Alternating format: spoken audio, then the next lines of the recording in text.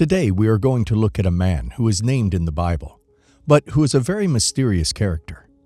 Tales and myths about him have been told throughout the centuries. He appears as a character in the mythology of many ancient cultures. Because the Bible does not go into great detail about him, there are a lot of myths and assumptions which surround him.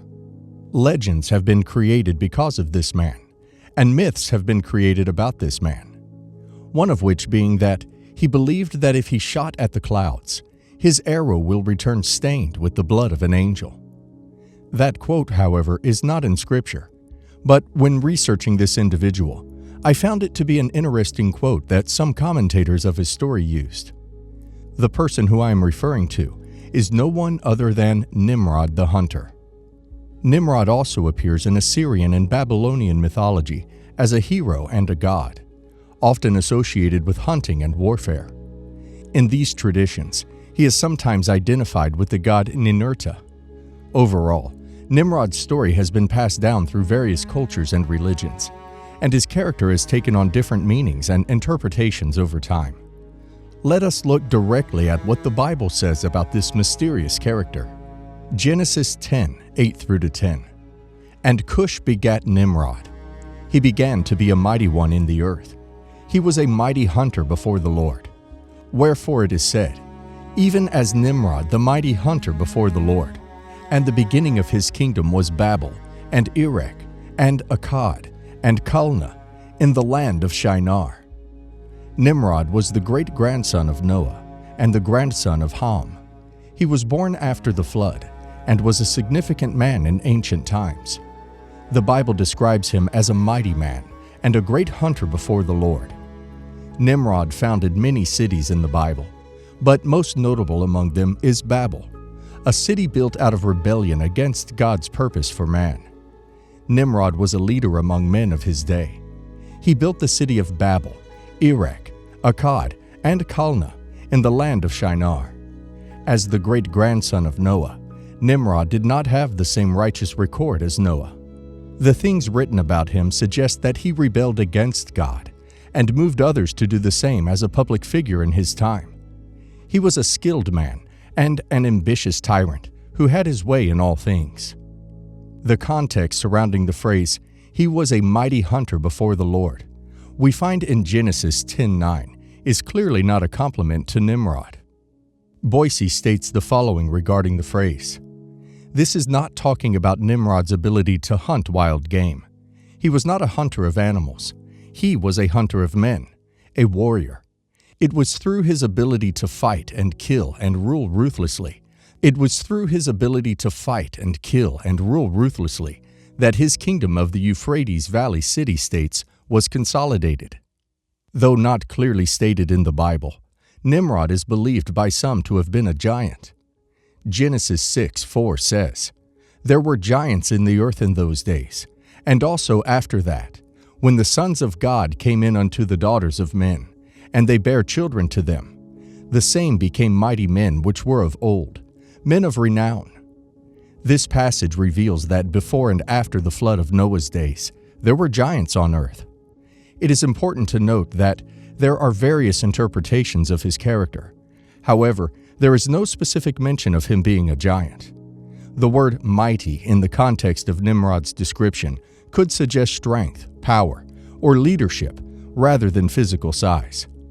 There is no clear evidence in the Bible or in historical records to suggest that Nimrod was a giant.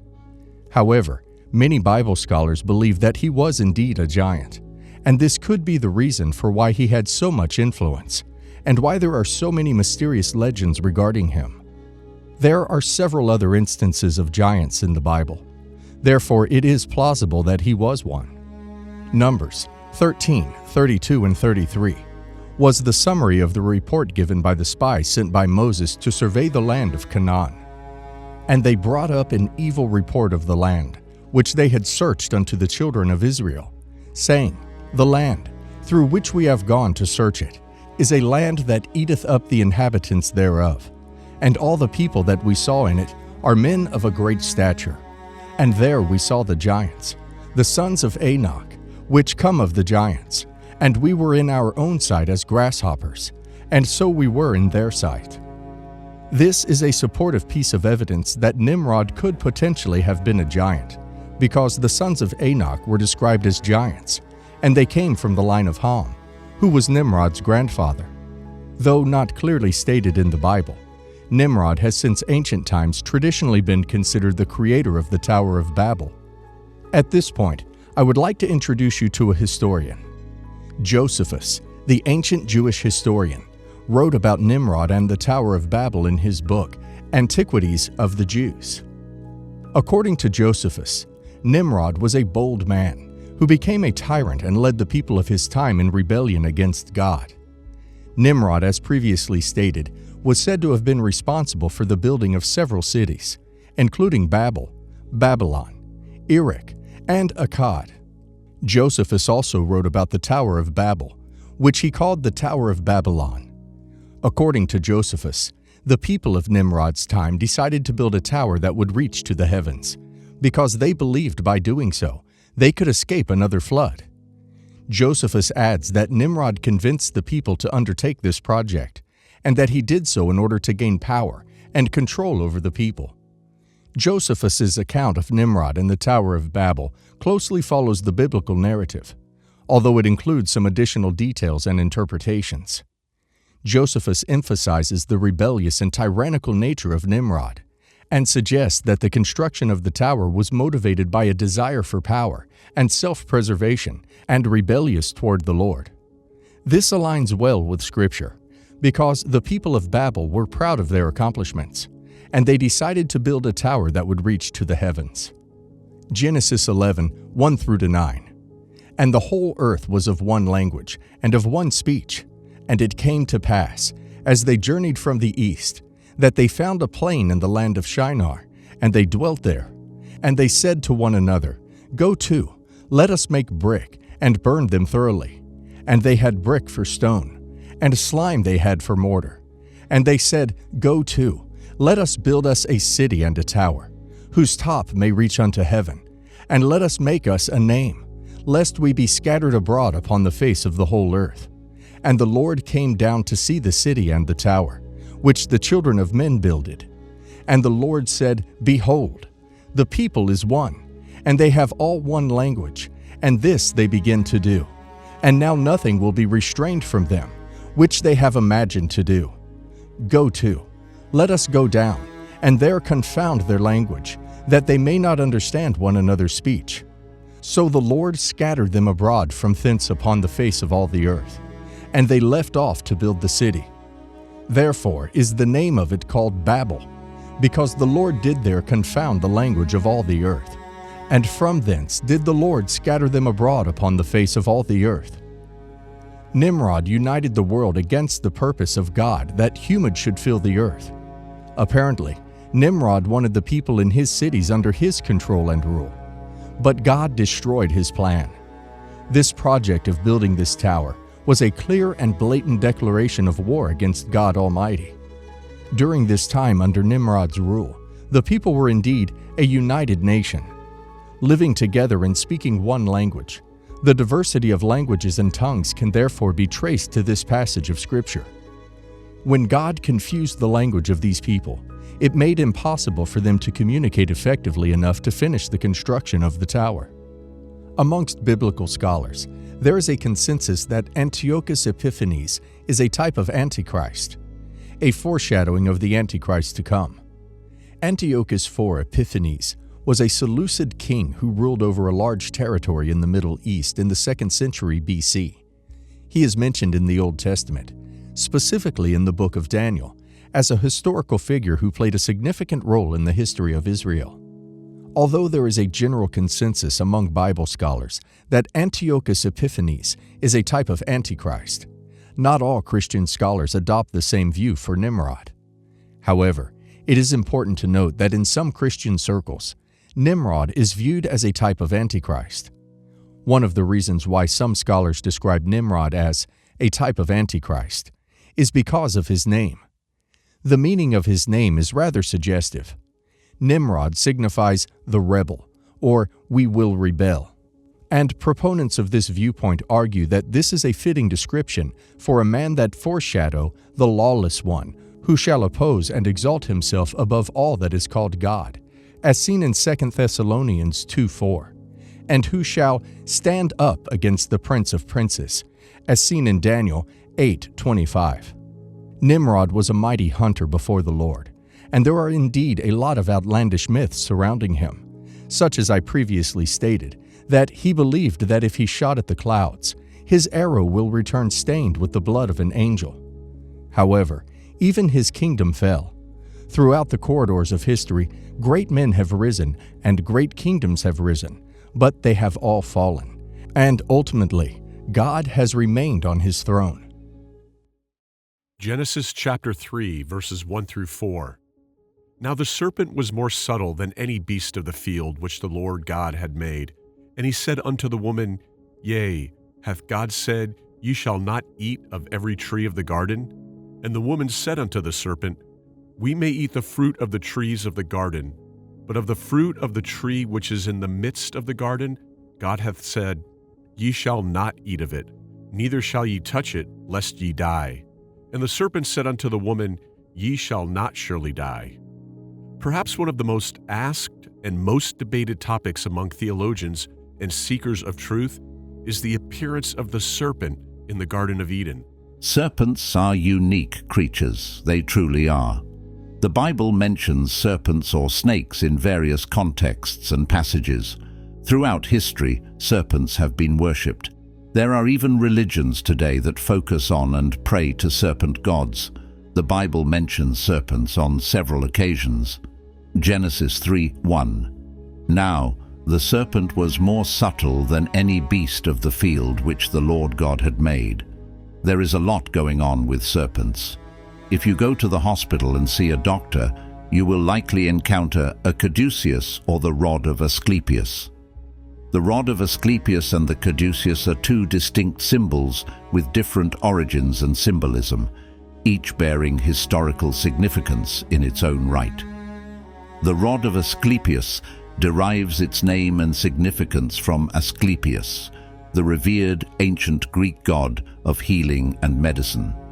This symbol consists of a single serpent coiled around a staff, representing the concept of healing and the medical arts. In contrast, the caduceus has its origins in Greek mythology and is associated with the god Hermes, or Mercury in Roman mythology. This symbol comprises a staff with two serpents entwined around it, often crowned with wings. The biblical account of Adam and Eve's encounter with this cunning creature raises numerous questions that have fascinated and perplexed minds for centuries. What did the serpent actually look like? Was it a physical serpent, or did it represent something else entirely? The very mention of the serpent evokes curiosity and invites contemplation into its role and significance in the biblical narrative. As we delve into this intriguing subject, we are confronted with a myriad of inquiries. Was the serpent an earthly creature, or does it possess a deeper spiritual meaning? What is the relationship between the serpent and the devil? Did the serpent truly possess the ability to speak, or was it a metaphorical portrayal of persuasive deception? These questions challenge us to explore the theological dimensions of this enigmatic creature, seeking a deeper understanding of its purpose within the broader narrative of God's plan for humanity. With this sermon, we will look at different interpretations as to the identity of the serpent, and we will leave you to come to your own conclusion as to the appearance of the serpent. Interpretation 1. Nahash, the Shine One. 2 Corinthians chapter 11, verse 14. And no marvel, for Satan himself is transformed into an angel of light. The Hebrew word nahash indeed carries multiple layers of meaning, and when applied to the character in Genesis chapter 3, this complexity can lead to various interpretations. Meaning 1. The literal serpent. The basic and direct interpretation of nahash is a serpent or snake. This interpretation fits the physical description and behavior in the narrative. It crawls, speaks, and tempts. The Bible doesn't explicitly state whether the serpent could stand or walk prior to its curse, but it seems plausible that it could have moved on 4 legs like other reptiles. This interpretation seems to align best with Genesis chapter 3 verse 14, which describes the curse imposed on the serpent. If the serpent already slithered, the curse and its comparison to legged creatures in Genesis chapter 3 verse 14 would seem redundant. Therefore, it's reasonable to interpret from Genesis chapter 3 verse 14 that the serpent originally possessed some form of legs. Meaning number 2 of the Hebrew word nahash, the shining one. In understanding the role and nature of nahash in the Genesis narrative, the interpretation of it as the shining one carries a deep meaning. This reading, based on the root letters that can mean to shine or relate to bronze or brass, opens up new layers of meaning that give the serpent an angelic or divine dimension. This perspective offers a striking contrast to the commonplace depiction of the serpent as a mere snake. In this context, the serpent is not a humble, crawling creature, but a radiant, impressive entity, potentially a supernatural presence linked with divine wisdom, albeit associated with a deceptive light. Such an interpretation places the nahash as a pivotal force in the narrative, a striking figure whose impact on the plot and its characters is as profound as it is cataclysmic. These interpretations take on a richer hue when read in conjunction with other biblical texts. In Ezekiel chapter 28, verses 13 through 15, for instance, there is a description of a magnificent, perfect being present in the Garden of Eden. This figure, decked with precious stones and created as a cherub, is described as blameless until iniquity was found in it. Ezekiel chapter 28, verses 13 through 15. Thou hast been in Eden, the garden of God.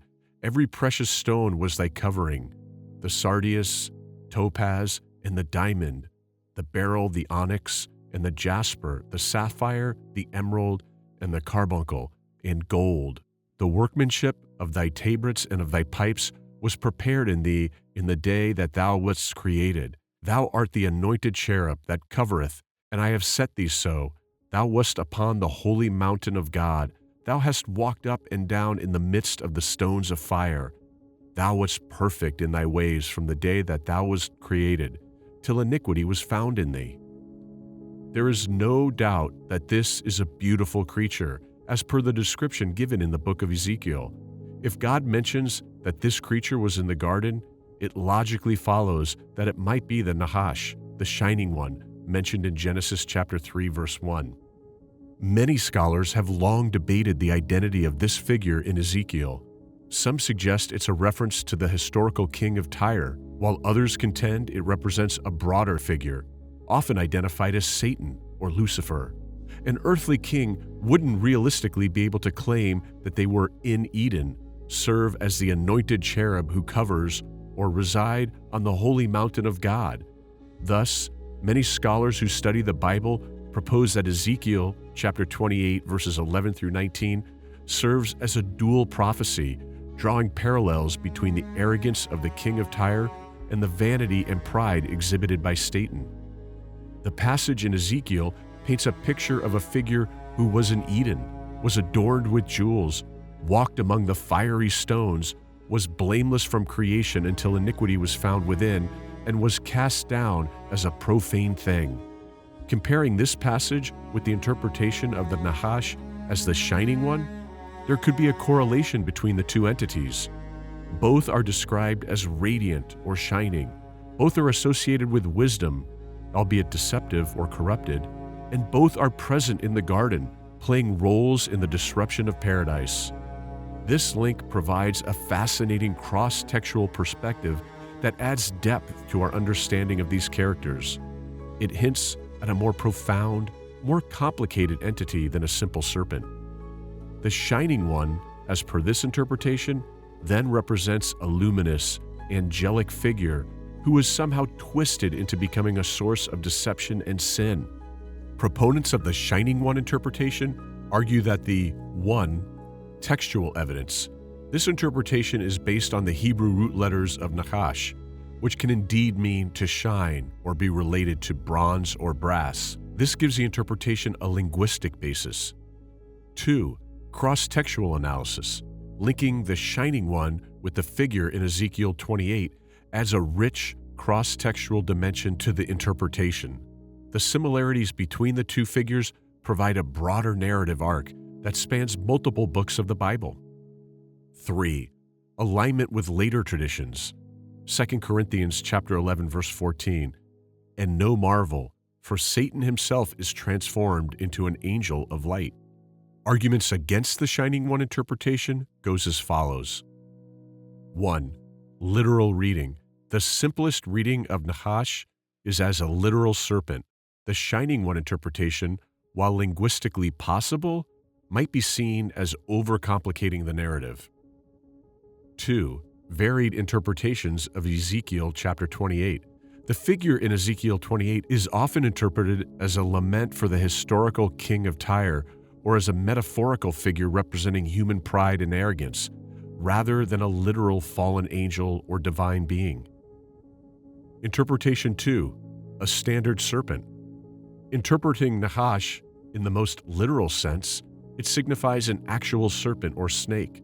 This creature is depicted as crafty and deceitful, playing a crucial role in the fall of Adam and Eve. Here, the serpent symbolizes cunning and temptation, leading the first humans astray from God's command. A noteworthy aspect of the Genesis narrative is that it seems to suggest the serpent had a form that was more similar to other animals before being cursed.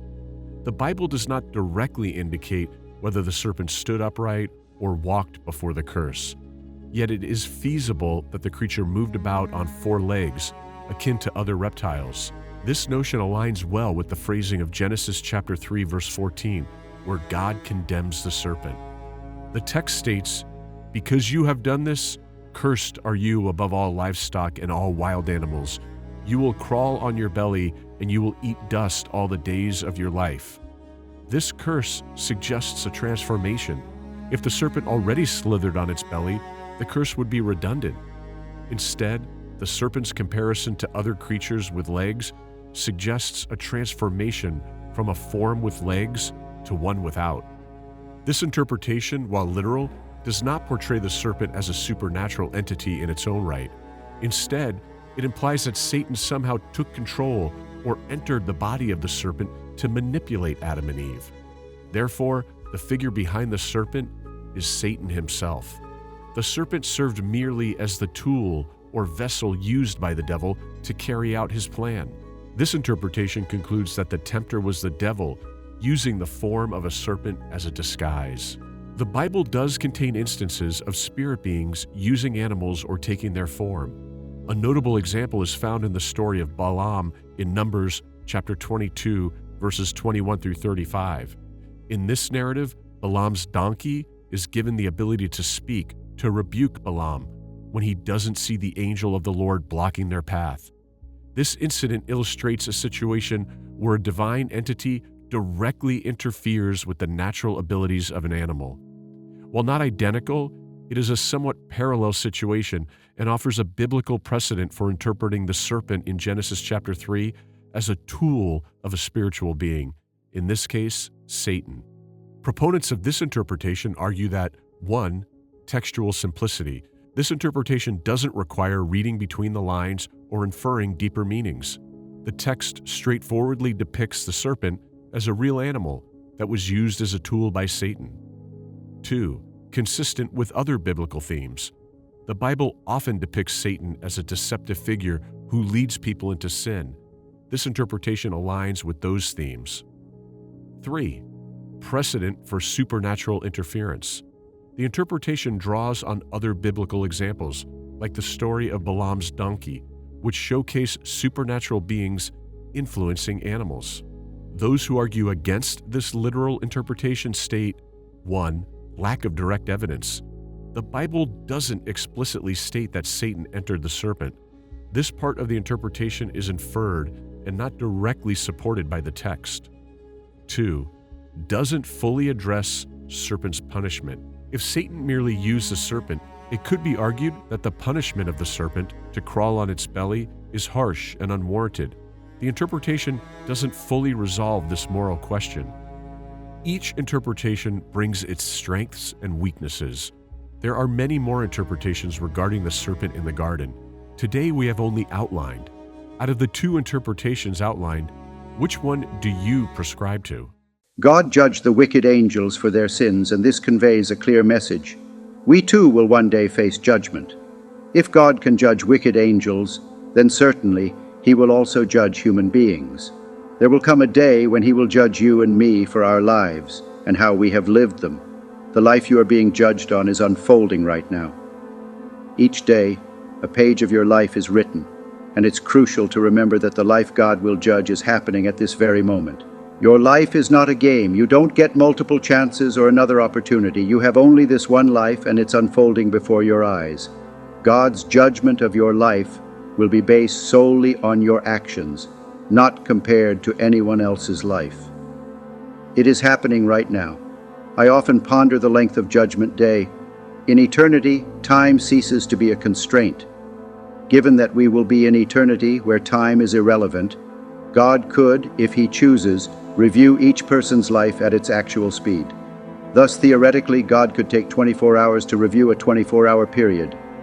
This distinction wouldn't matter because in eternity, we have all the time we need.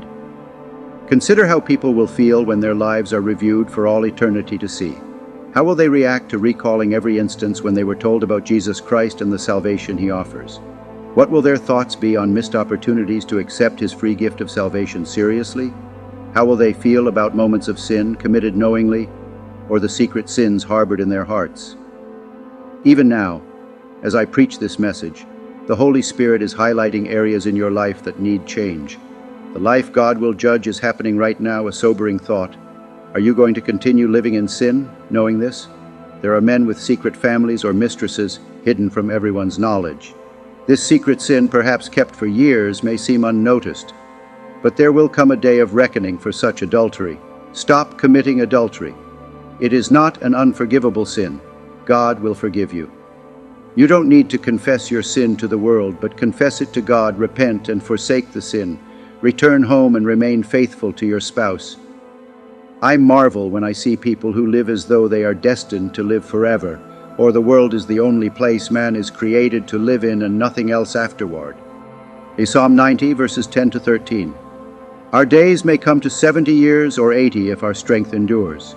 Yet the best of them are but trouble and sorrow, for they quickly pass, and we fly away. If only we knew the power of your anger. Your wrath is as great as the fear that is your due. Teach us to number our days, that we may gain a heart of wisdom. In this verse, the psalmist reflects on the typical human lifespan. During the time the Psalms were written, 70 years was considered a full life, with 80 years achievable for those with greater strength or vitality. However, the psalmist notes that even a long life is filled with toil and trouble, and it passes swiftly. The verse also highlights the transient nature of human life in contrast to God's eternal presence. Our existence is fleeting, they are soon gone, and death is an unavoidable reality, and we fly away. Throughout history, men and women have attempted to resist, postpone, or delay death, employing all means within their power to evade it. Yet despite these efforts, death remains an inevitable part of the human experience. Psalm 90:12 says, "So teach us to number our days, that we may get a heart of wisdom." This verse follows the earlier themes of the psalm, which contrast the eternal nature of God with the fleeting existence of human life. Here, the psalmist requests that God helps us to understand the brevity of our lives, to number our day, so that we might live wisely. Moses here is praying a prayer that we all must pray. In simple terms, he is saying to the Lord, "My time is short. Each day is one less, and I shall never know when today is the last day for me. Teach me to number my days. Teach me to live each as if it is my last day. Because if I live in this way, I will live in wisdom." In simple terms, a sense of the fragility of life goes hand in hand with wisdom. However, not everyone who is being judged at the Great White Judgment has lived that way. And if you look at the generation and the world we live in, people do not see the fragility of life. People do not have the perception that one day they will be judged. This is a warning for us all, and this is a prayer we must pray to God. "Teach me, Lord, to number my days, that I may get a heart of wisdom." God judged the wicked angels for their sins, and this conveys a clear message. We too will one day face judgment. If God can judge wicked angels, then certainly he will also judge human beings. The angels in chains. The concept of angels in chains refers to angels who sinned and left their rightful places in heaven. These fallen angels are now bound in chains, residing in darkness and gloomy dungeons. This portrayal of chained angels is both intriguing and a somber reminder, highlighting significant lessons about God's judgment and mercy. The Bible does not provide extensive details about the origins of these fallen angels or the specifics of their transgressions. The fall of Lucifer, believed to be the highest-ranking angel, is similarly enigmatic. Many Bible scholars interpret Isaiah 14:12-17 as depicting Lucifer's fall. However, this passage offers limited insight into the specifics of his rebellion and the events leading up to it. While the subject of fallen angels and Lucifer is shrouded in mystery, certain aspects are clearer. Presently, there exists a group of angels whose exact number is unknown, who are confined in Tartarus. Tartarus, a term originating from Greek mythology, refers to the underworld.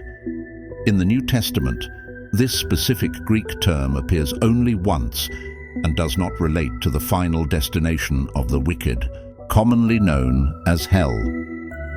Some Bible scholars speculate that Tartarus might be a distinct section of hell, perhaps synonymous with the abyss or the bottomless pit. However, there is a broad consensus among scholars that Tartarus is not identical to the place where wicked humans will face judgment.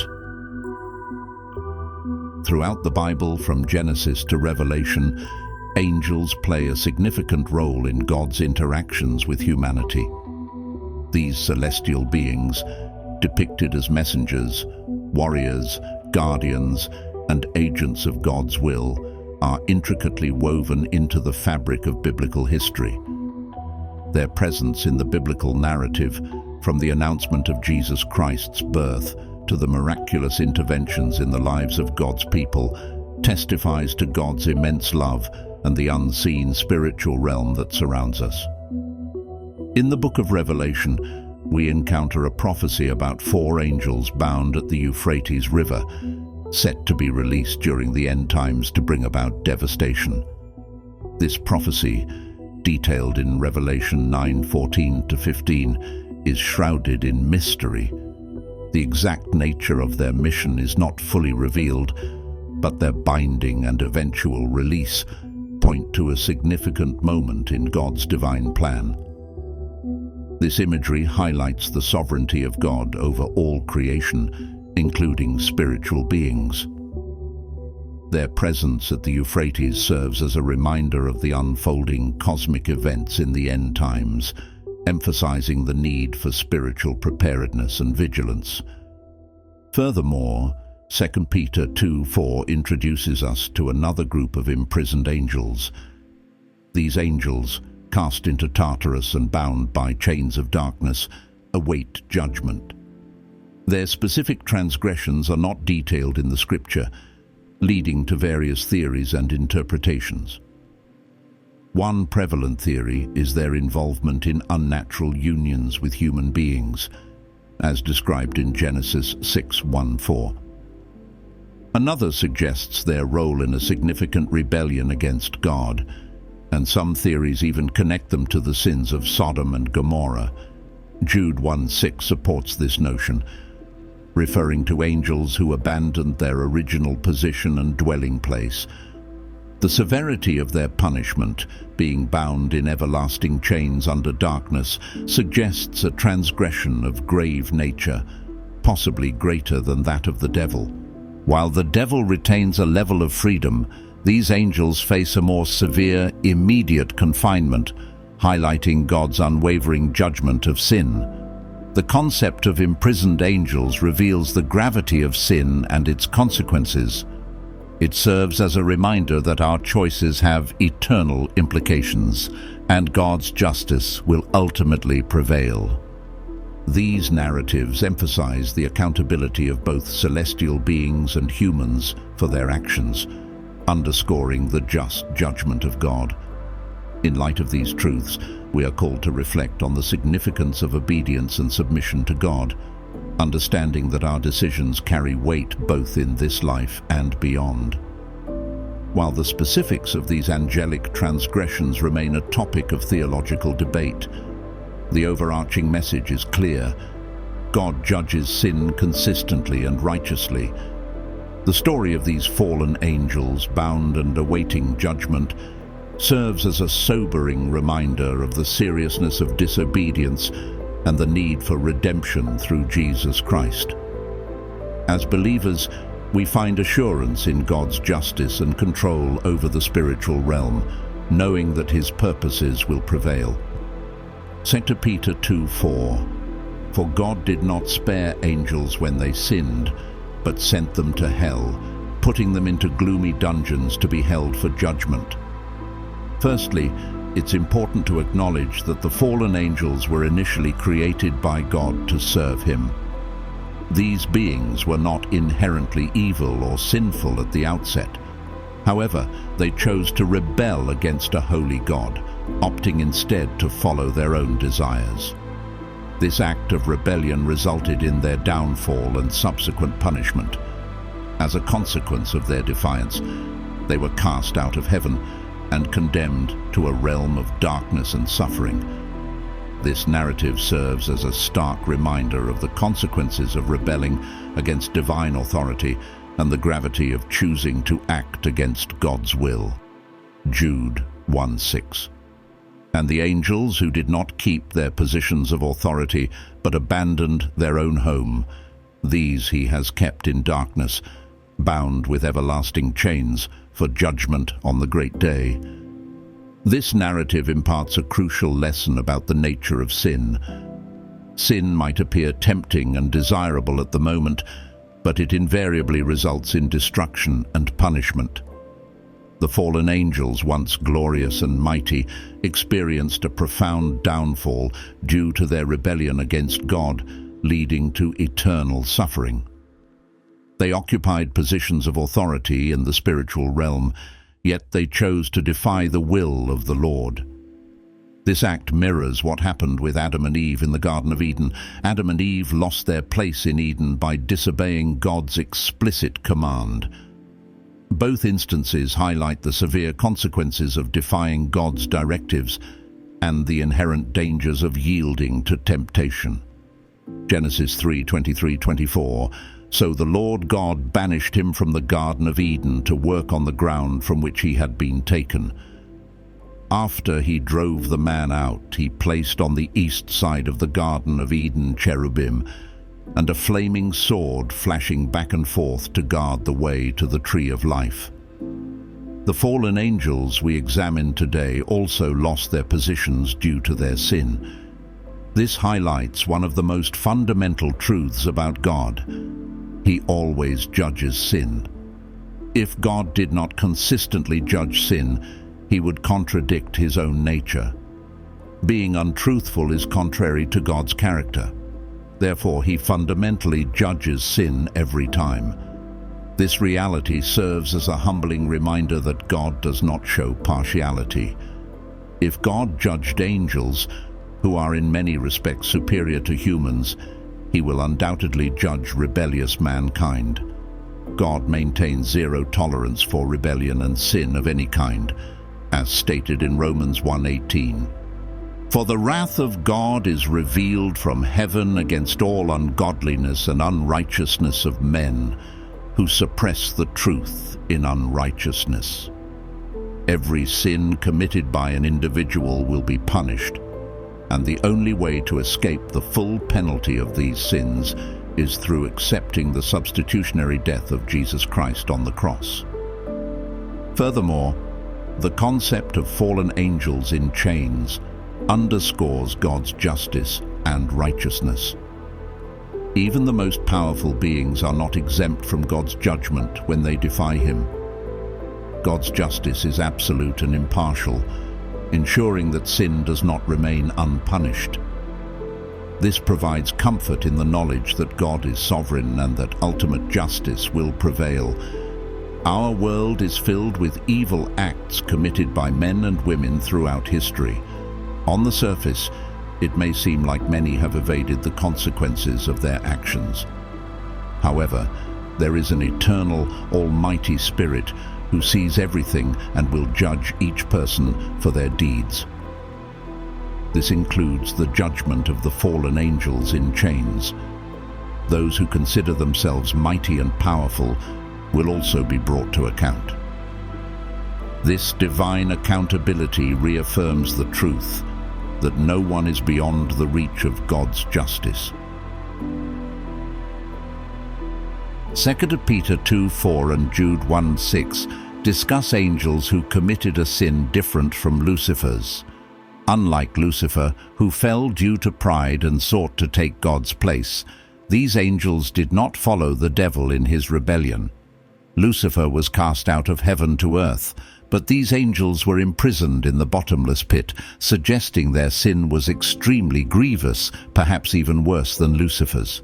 They were delivered into chains of darkness, indicating a severe punishment. This raises the question, why were these angels not allowed to roam the earth like Satan?